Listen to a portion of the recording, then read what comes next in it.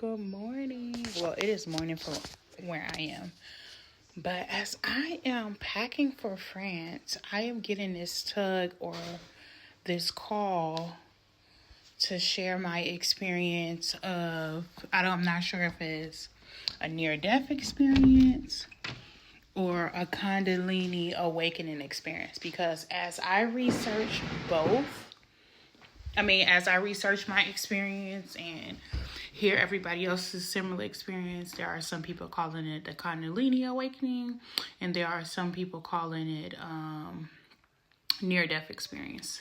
So I'm not too sure exactly what my experience is, but I just want to get on here and share with you guys because I'm guessing it can help somebody. I'm not too sure, y'all. I'm growing braid locks, so don't pay attention to my hair. I just washed it last night. However, this was when was COVID? I would say this was like 2021. So this is around when COVID was like kind of supposedly chilling down. And how I know it was around that time COVID was supposed to be chilling down is because my brother, who is now my ancestor,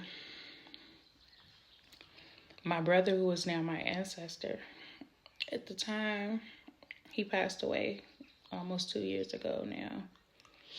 A year and a half ago. It's been a year, actually. But anyways, at that time, we were both living in Los Angeles, California. And he had just had a baby. And he was so strict because the COVID was going on. So this is how I know it was just ending, because he wouldn't go outside. He was just trying to keep himself, safe and keep his baby safe. She was a newborn, my niece C. But however, he ended up, I was at his house like the day before this happened. And he called me and said, hey, I went to a party before you came over with Smino, which was the artist he was working with at the time.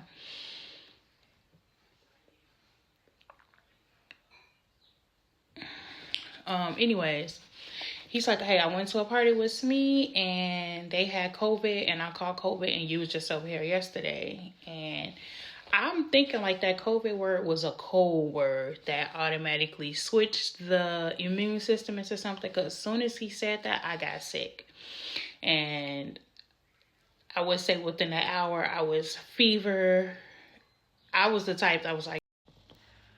So anyways, he called, was like, hey, I got, whatever. So I end up getting like a fever. Like, I never get sick. I'm the one to never get sick.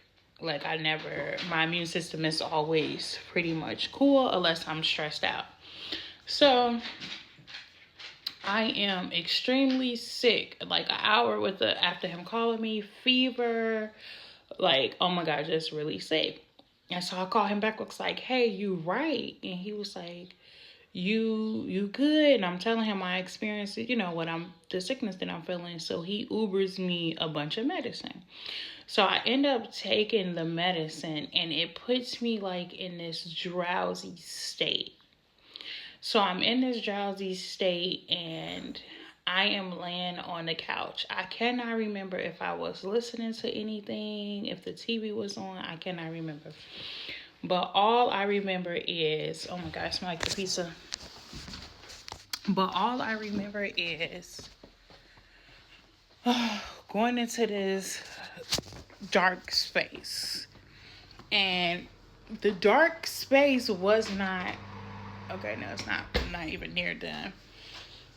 My daughter is cooking. She's 7 years old. She cooking something. I'm cooking something. She want to be cooking. Moon, you eating your food? I'm in here. Are you eating your food? Okay. So anyways, I'm in this dark space, but it's not scary.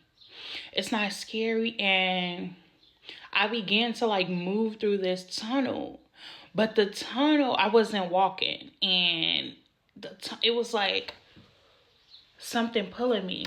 But the tunnel was, I don't know if this makes sense. The tunnel was dark, but it seems like at the end of the tunnel or the start of the tunnel, it was a bright light. So, but the bright light was this light of love that I've never experienced here in the physical form.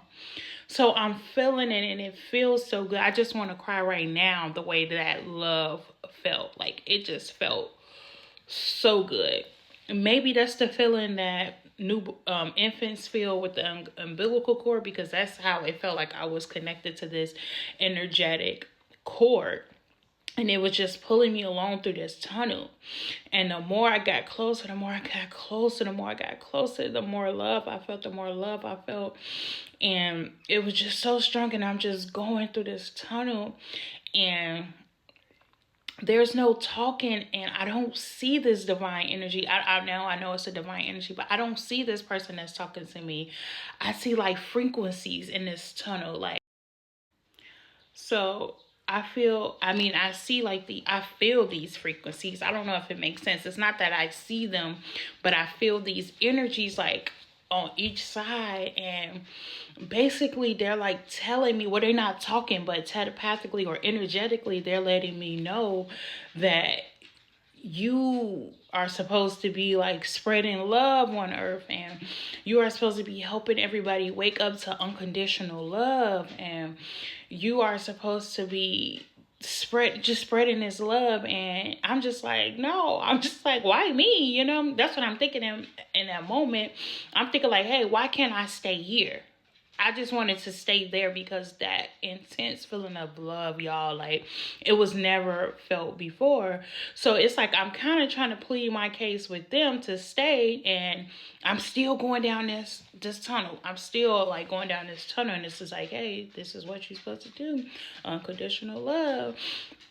And you teach them divine feminine energy. You know, this is like it's just like I'm getting these messages, but it's like, hey, I'm not really paying attention. I'm trying to get close to that light that's pulling me, that light of love, you know? And as I'm getting closer and closer, I just hear my daughter. She's like, Mom, Mom, Mom. So I instantly wake up and I'm like, yeah. Like, I'm looking like, dang, where am I? You know what I'm saying? Like, when I physically wake up or whatever this was, I came back to the physical realm or whatever. And my daughter's like, Mom, I need help. I think she needed help with opening a yogurt or something so small. I helped her with ease and grace, and I lay back on that couch and I tried to go back. I could not go back. And after that, I was in a deep depression for about 2 years. I was in a deep depression because I don't know, I just want to cry right now, because that feeling of love was like no place. It was like I couldn't find it here. I couldn't feel it here. And I felt like I needed that love to survive.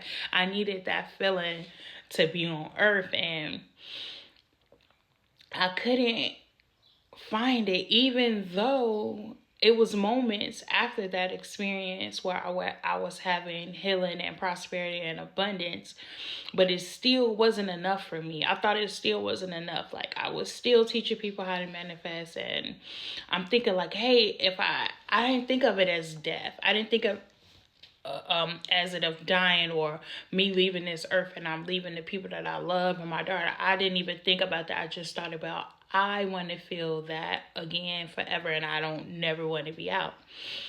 So I was like, maybe I need to teach people this so I can get back. This is what they was telling me to do. And so and I'm just like, maybe if I do this and do what I said, I can feel this love again. And I don't know. Like, I don't know what that was. But after that, I just had like ripple effects of like spiritual things. Like, I started having dreams about people dying before they died. That's in my family. And even my brother that passed away, like, that was like, I'm just like, enough. I don't want to dream this no more. I don't want to know this, because, you know, and I didn't even know the way his dream was, it wasn't even him. It was, but it was somebody else that's supposed to be in our family that passed away, and that was pushing this casket into the church. It's another day for another story. But anyways, after that, just like awakening deeper, you know, deeper spiritual gifts, I would say, or something. But anyway, so after that, I missed the whole part and told y'all I went into depression, but I forgot to tell y'all. So like the whole rest of the week, when I get into the drowsy state, I begin to ask questions like, because I remember, hey, I just had this experience when I got into the drowsy state. So I used to be excited for bedtime because I thought if I get into the drowsy state, maybe this will happen. But no, it wouldn't happen. It would be things like a spiritual guide. And before this experience, I used to think racist things, and I used to be mad at the white race and the other races. But the next day,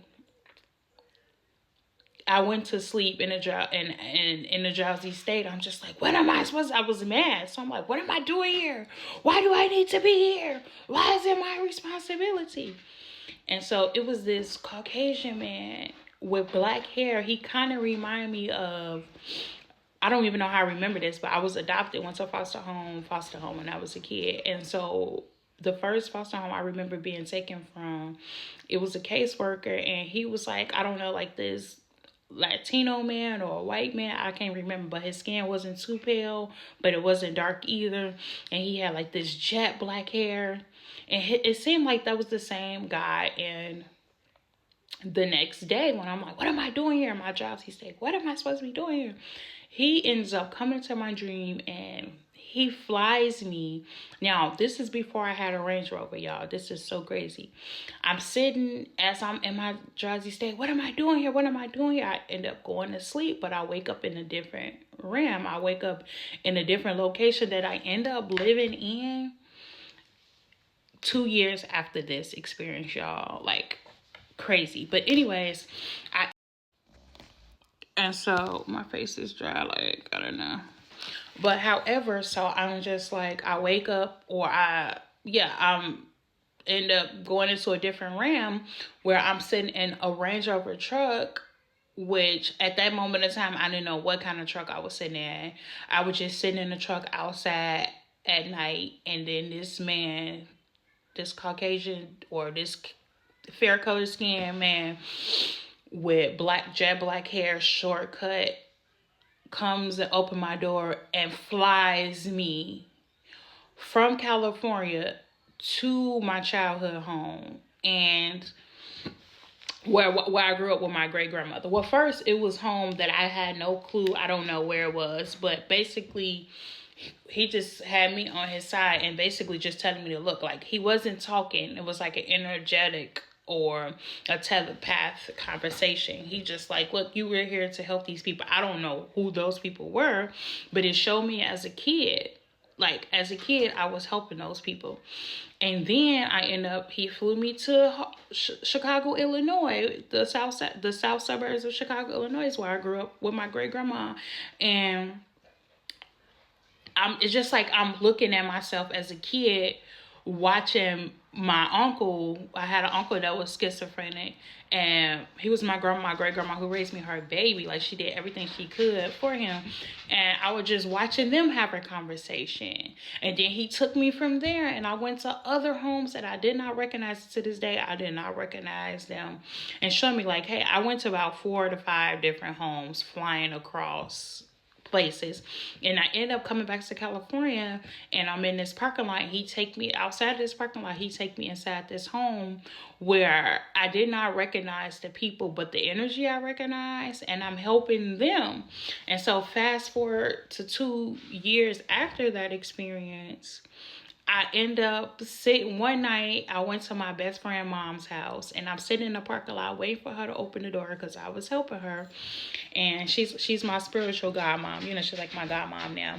But anyways, I'm sitting in the parking lot waiting till she opened the door, and I get this like woo, like this deja vu moment. I'm like, oh my God, this is a car. When I say the same car, the same feeling, the same parking lot, the same scenery, the same flowers, everything that I seen 2 years after that experience I was telling y'all about. This is the same vehicle, and I didn't, like I said, I didn't know what truck I was sitting in. But in reality and on Earth, 2 years in my best friend's mom parking lot. I was sitting in my Range Rover, then I manifested. Same seat, same. And so, yeah. And so I'm like, oh my God, this is the truck. This is the parking lot. It hit me. And it just hit me, I want to say like a year ago. So, that I was, a year ago today, I was sitting in the physical realm, in that parking lot, in that truck. And I'm just like, wow, this is where that man came and got me and took me where I needed to go. And so I'm going to go back to the near-death experience or the Kundalini awakening experience. And remember, I said the day after I had that experience. And so again, the next day after I had that experience, so that man told, oh yeah, I forgot to mention, he showed me like this big old book, this contract. And I guess it's like my soul contract or a contract I signed, like, and it sounds like me. It sounds like my younger sister say, that sounds like something you would do, like, hey, I'm going to Earth to help these people, So it was like a thick contract. I don't know what was in it. We didn't open it. He just like telepathically telling me like, look, you signed up for this. Because remember, before I went to sleep, I'm like, what am I doing here? What am I supposed to be like? Why am I here? Because I wanted to go back and feel that. I'm like, why did y'all put me back here? I want to, why would you give me a tease of that? So that's how I was feeling. So remember, the next day, I'm like, why am I here? And then that spirit guide, I'm guessing that's the spirit guide, came and showed me. So then the next day, I'm like, I'm still going to keep trying. I'm going to keep trying to feel that feeling again. Like I'm telling y'all, I'm putting my daughter to sleep. And I'm like, okay, I'm going to feel that feeling again. I'm not thinking like, oh, you're gonna die, or I wasn't even thinking about that. I should have been, but I was just thinking about that feeling of love that I've never felt before. And so then this is the third day now, and I'm trying it again, and now I'm like, what should I be doing? Why am I here? And so I don't know if you guys ever heard of the Hood Healer.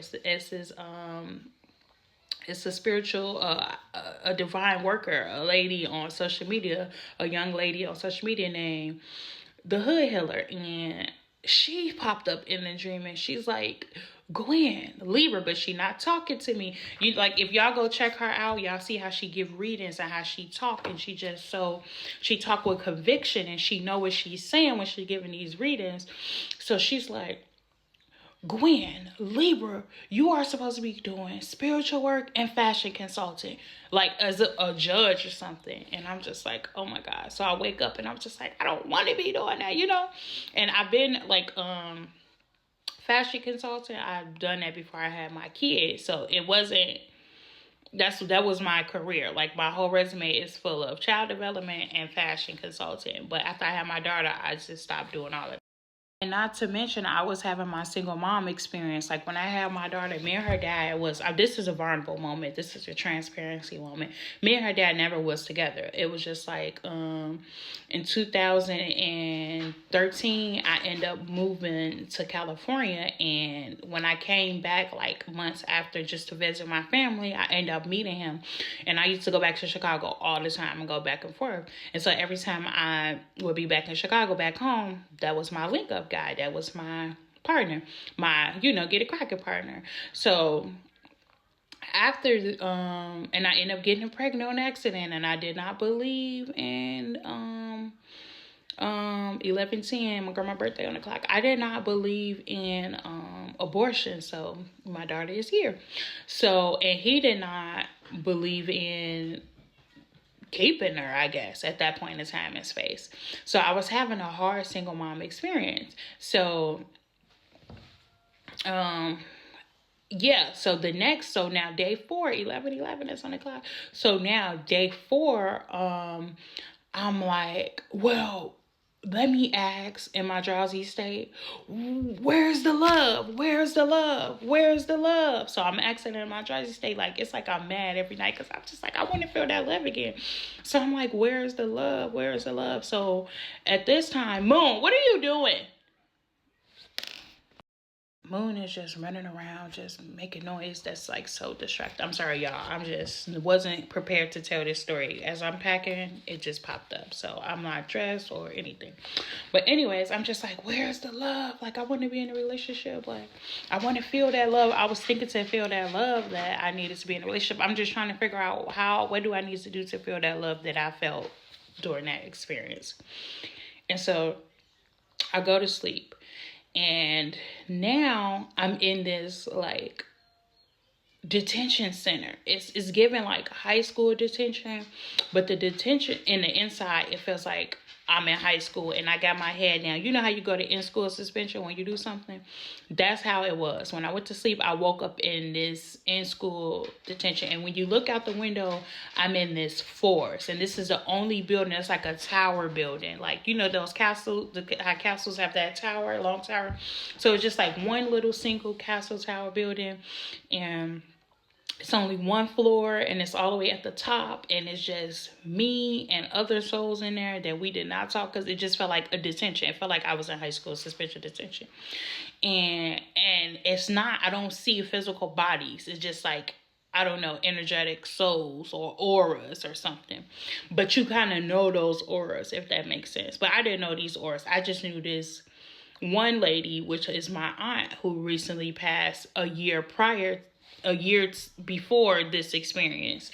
And she was my cousin, but I call her aunt because she's older than me, and we taught in our family, people that's older than us, that's my mom's age, we need to call them aunties and uncles and older. So anyways, she's right there to the right of me, and she just smiling and leading me the way. And I'm like, what? No, first I keep putting my head down, and somebody keeps coming lifting it up, like, put your head up. And I'm just like, oh, you know how those kids be rebellious and in school suspension? That was me. And I'm just keep putting my head down, and they keep putting it up. So I keep putting my head down. Something keeps pulling it up. So the last pull up, I'm like, what am I doing here? Why am I here? It clicks to me like, look, why am I here? Anyways, it's like I'm in this beautiful jail because the forest, I mean, the scenery was so beautiful. When I say ceilings, floor to roofs, floor to ceiling, windows, like you can see everything. It's just like tropical all around. And I'm inside, like it's like a detention center. And so I'm like, what am I here? And so that is when my aunt guides me, my auntie Tanya, she guides me to this room where like lunch trays. So it was like a small cafeteria where only like 2 people at a time could fit in it. The table was so short, like only 2.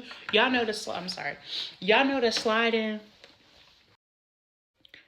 So by this time, I mean, it's like like you can only fit 2 lunch trays. So picture you in the lunch line. You got to slide your tray down to the cafeteria lady so they can put your food on there. It's only enough space for one cafeteria lady and 2 people slide their trays. So I'm like, my auntie Tanya leads me into this little cafeteria room that's inside the detention room, this little section. And she's guiding me in there, and I'm just like, okay, let me get my lunch. So the second person ended up being my first sex partner, my first boyfriend that I met in college, like my first person I fell in love with, everything.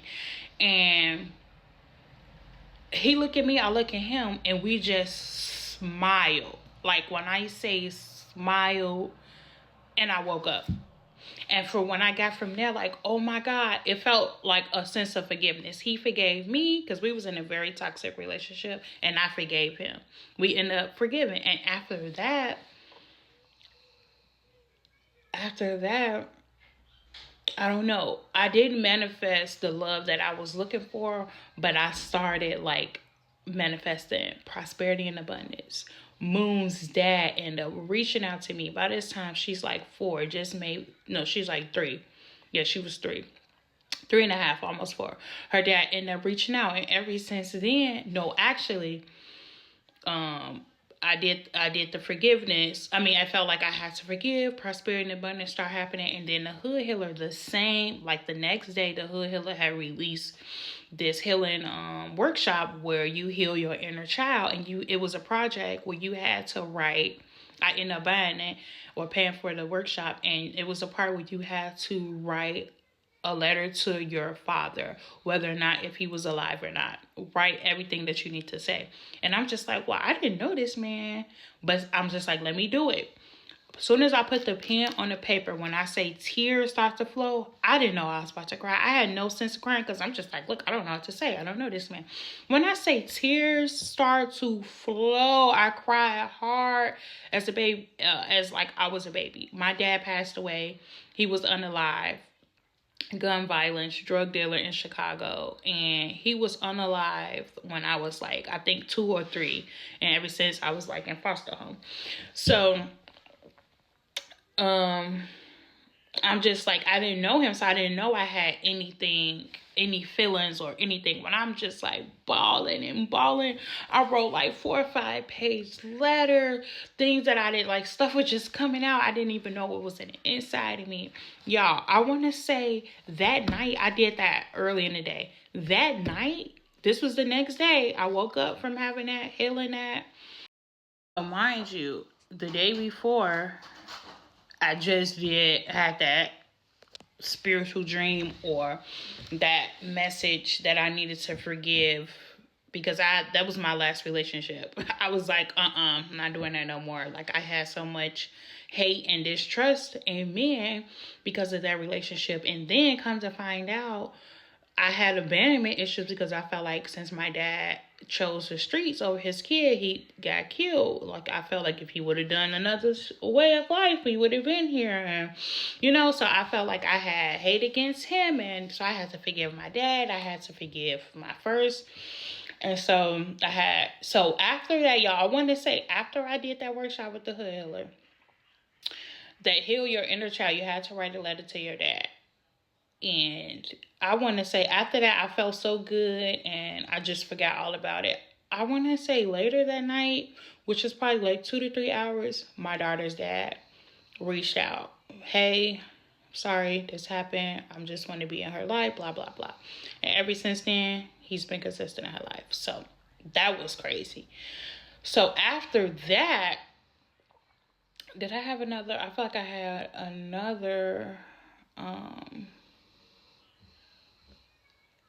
ripple effect experience. No, that was it for that year. And then I didn't have one until like years later. And that was when my brother passed away. And with that, it's crazy because I had this crazy dream because he wasn't, in reality, he began not to be himself anymore. Like, he began not to just be the excited Ralph, the one that was just like, I don't know, I just seen him going down, escalating. But anyways, de-escalating. So I end up having this dream. It seems like all my spiritual work, like everything comes when I'm asleep. But I end up having this dream, unprovoked, I ain't asked no questions, that one of my aunt's husband was pushing this casket inside our family church. Like, he was just pushing it inside of there. So I'm thinking he about to die.